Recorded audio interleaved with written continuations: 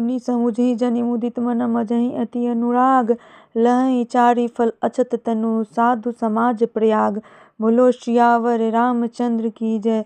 जो मनुष्य इस संत समाज रूपी तीर्थराज का प्रभाव प्रसन्न मन से सुनते हैं और समझते हैं और फिर अत्यंत प्रेम पूर्वक इसे गोते लगाते हैं, वे इस शरीर के रहते ही धर्म अर्थ काम मोक्ष चारों फल पा जाते हैं। मजन फल पेखिय तत्काला काक होई पिक बकऊ मराला। सुनी आचरज करे जनि कोई सत्संगति महिमा नहीं गोई। इस तीर्थराज में स्नान का फल तत्काल ऐसा देखने में आता है कि कौवे कोयल बन जाते हैं और बगुले हंस। यह सुनकर कोई आश्चर्य न करे, क्योंकि सत्संग की महिमा छिपी नहीं है।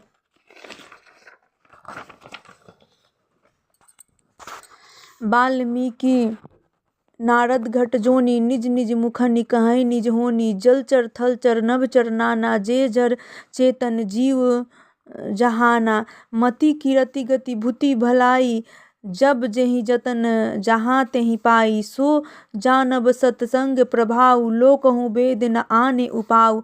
वाल्मीकि जी, नारद जी और अगस्त्य जी ने अपने अपने मुखों से अपनी होनी जीव का वृत्तांत कही है।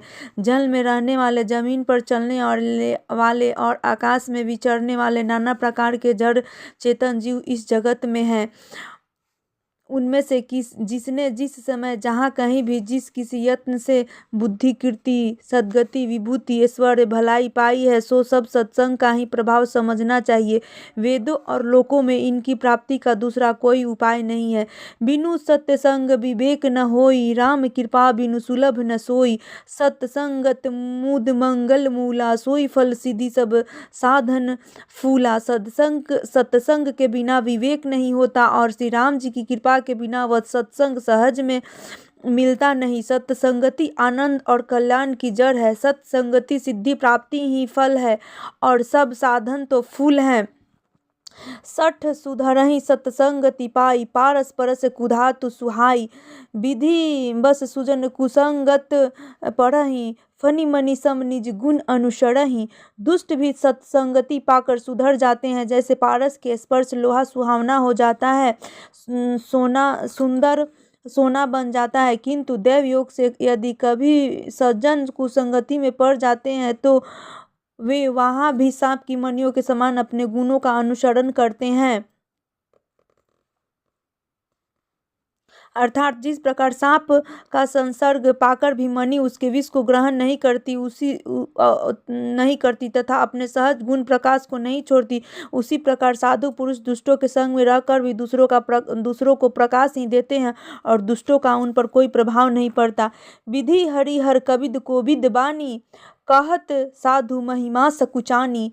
सो मोसन कही जात न कैसे, साक बनिक मणि गुण गण जैसे।